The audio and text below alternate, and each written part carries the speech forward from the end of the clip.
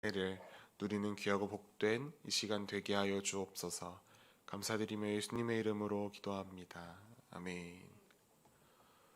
오늘 함께 나눌 하나님의 말씀은 누가복음 3장 21절부터 38절까지의 말씀입니다. 누가복음 3장 21절부터 38절까지의 말씀, 저와 여러분이 한 절씩 교독하여 읽겠습니다.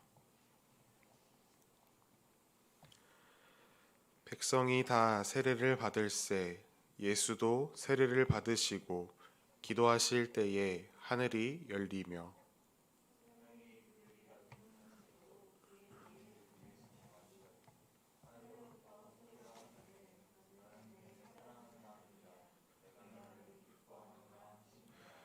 예수께서 가르치심을 시작하실 때에 30세쯤 되시니라. 사람들이 아는 대로는 요셉의 아들이니 요셉의 위는 헬리요.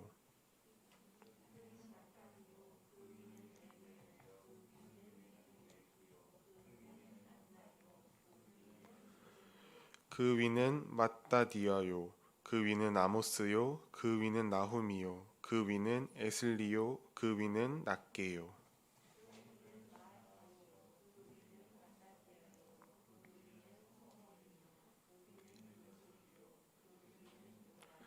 그 위는 요하나니요. 그 위는 레사요. 그 위는 스룹바벨이요. 그 위는 스알디엘이요. 그 위는 네리요.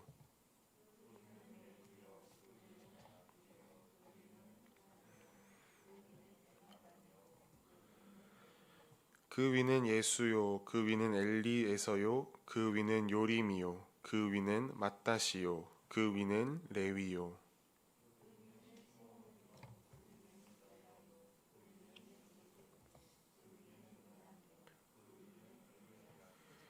그 위는 멜레아요. 그 위는 멘나요. 그 위는 맏다다요. 그 위는 나단이요.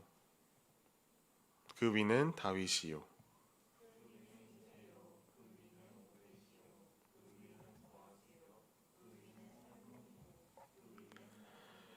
그 위는 아미나답이요. 그 위는 아니요. 그 위는 헤스론이요. 그 위는 베레스요. 그 위는 유다요.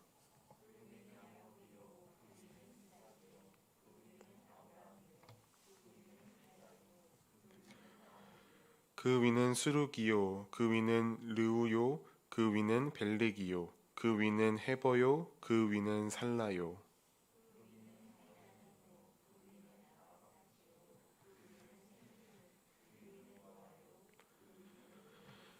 그 위는 무드셀라요. 그 위는 에녹이요. 그 위는 야렛이요. 그 위는 마할랄렐이요. 그 위는 가이난이요.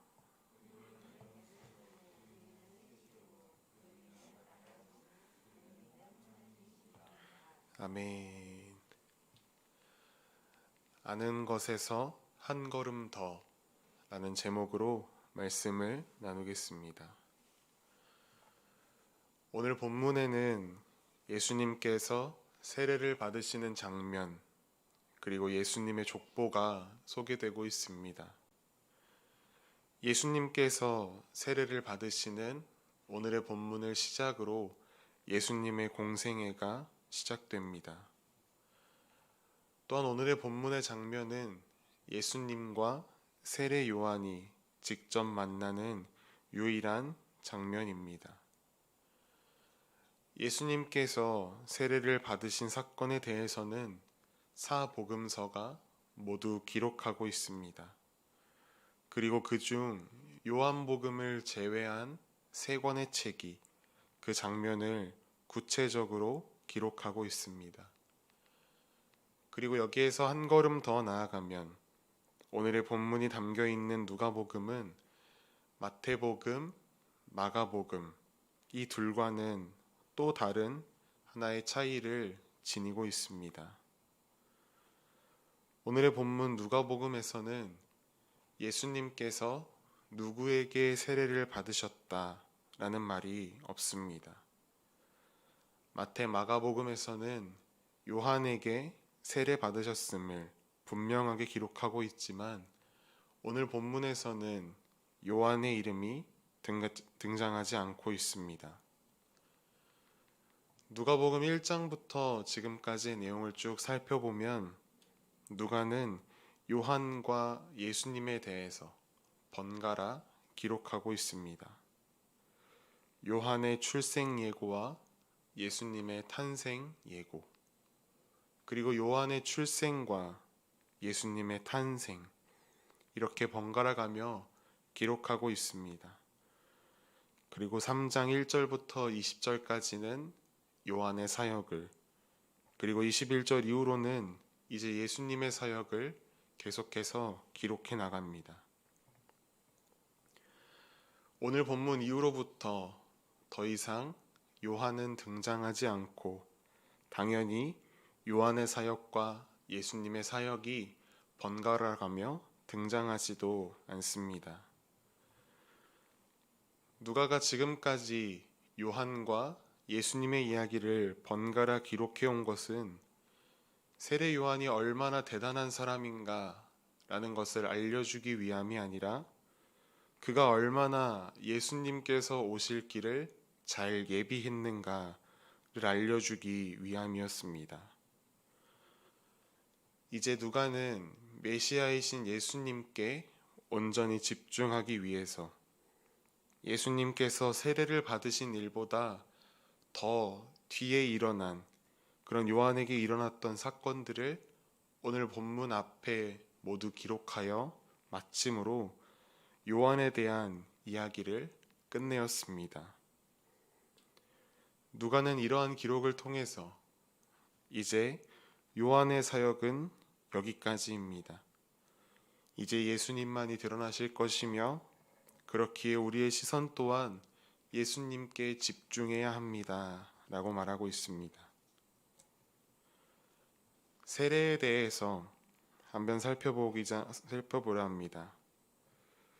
요한이 베푼 세례는 회개의 세례입니다.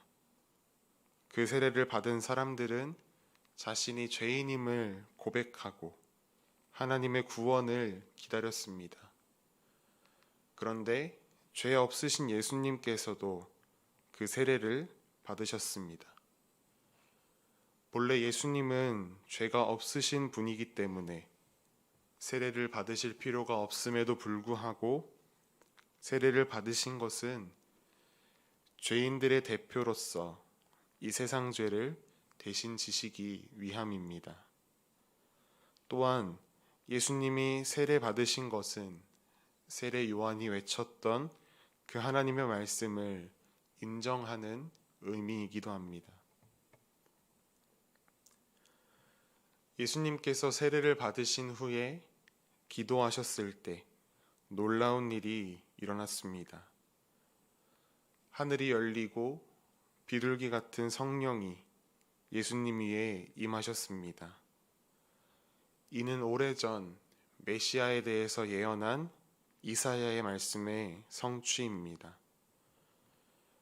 이어서 하늘로부터는 너는 내 사랑하는 아들이라 내가 너를 기뻐하노라 라는 음성이 들려왔습니다. 이것은 예수님께서 하나님의 아들 되심을 선포하시는 하나님 자신의 음성입니다. 이미 예수님은 이전부터 하나님의 아들이셨고 이미 하나님께서는 예수님을 기뻐하고 계셨으나 공생애가 시작되는 오늘의 본문에서 세상에 공적으로 선포하고 계십니다. 누가는 이 사건을 기록하여 하늘이 열려 성령이 강림하신 것과 하늘로부터 하나님의 음성, 당신의 신적 계시를 통해 예수 그리스도의 구원자 되심이 확증되었음을 선포하고 있습니다. 그리고 뒤이어서 곧바로 예수님의 족보를 소개합니다. 족보는 어느 때에 살피는 것입니까? 어느 한 사람의 후손들이 누구인가 알고자 할 때에, 또는 어떤 사람을 놓고 이 사람의 조상이 누구인가 라는 것을 알고자 할 때에 족보를 살핍니다. 누가는 두 번째 목적이 있었습니다. 누가는 예수님에 대한 하나님의 신적 계시를 소개함과 그에 덧붙여 그 시대 사람들이 중요하게 생각하였던 족보를 통해 과연 예수 그리스도의 조상이 누구인가 그것에 대한 증거를 제시하고 있습니다. 마태복음에는 우리가 잘 아는 예수님의 족보가 등장하고 있습니다. 아브라함부터 시작되는 예수님의 족보. 그러나 오늘 누가는 반대로 예수님으로부터 위로 거슬러 올라갑니다. 그 족보는 아브라함을 넘어서 아담에게까지 향합니다. 그리고 가장 마지막으로 아담 위에 계시는 하나님을 기록하여 예수님이 다윗의 후손으로 오신 왕의 상속자이심을, 또한 그 예수님은 아브라함의 후손으로서 이스라엘의 소망을 이루실 분이심을, 그리고 예수님은 아담의 후손으로 유대인뿐 아니라 모든 인류를 대표하시는 분이심을 선포합니다. 오늘 누가의 증언과 같이, 그리고 마태복음 16장에 기록된 베드로의 고백과 같이 예수님은 진정 하나님의 아들이십니다. 우리 모두는 이미 신앙생활을 하며 이 사실을 들어왔고 알고 있고 믿고 있습니다. 그러나 중요한 사실은 우리가 이것에서 아는 것, 그것에 만족하고 멈춰 있으면 안 된다라는 것입니다.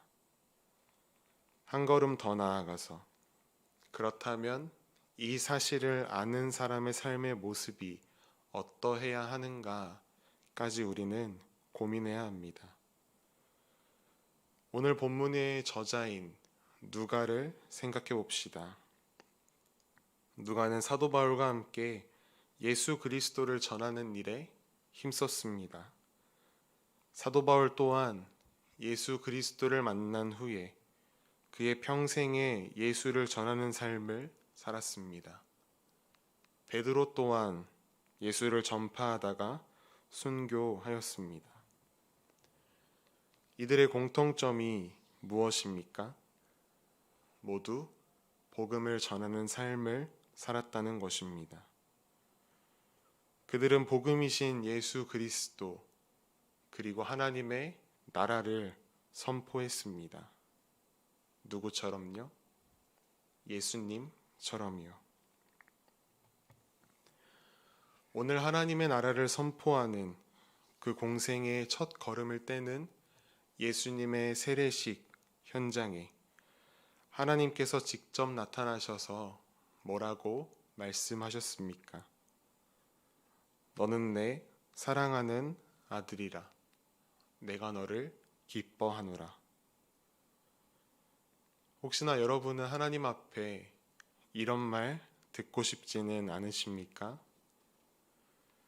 그렇다면 우리가 이 말을 듣기 위해서 어떻게 해야겠습니까? 이미 하나님께 그 말을 들은 분처럼 살아내면 됩니다. 바로 예수 그리스도, 그분을 닮아가는 삶입니다. 이것이 예수 그리스도의 메시아 되심을 아는 우리의 삶에서 나타나야 하는 모습입니다. 그런데 막연하게 예수님을 닮아가는 것, 하나님 나라를 전파하는 것이라고 생각하면 어렵습니다. 그렇기에 작은 것부터 도전하고자 합니다. 오늘 하루 우리가 삶에서 함께 실천해 보았으면 하는 것은 질문하기입니다. 과연 예수님이라면 어떻게 하셨을까? 어떻게 말씀하셨고 어떻게 행동하셨을까? 라고 하는 간단한 이 물음을 오늘 하루 우리의 삶 속에 채워가는 것입니다. 그렇게 우리가 질문하며 살아간다면 순간마다 하나님께서 주시는 마음과 지혜가 있을 것입니다. 그럼 그것을 따라서 살아내는 것입니다. 이 일에 함께 도전하지 않으시겠습니까? 이 일에 결정하며 나아갈 때에 우리의 삶에 어제보다 오늘 더 예수님을 닮아가게 되는 그 은혜가 넘치게 될 줄 믿습니다. 너는 내 사랑하는 아들이라. 너는 내 사랑하는 딸이라. 내가 너를 기뻐하노라 라고 말씀하시는 그 주님의 음성 듣기 위해서 오늘도 함께 걸어가십시다. 말씀을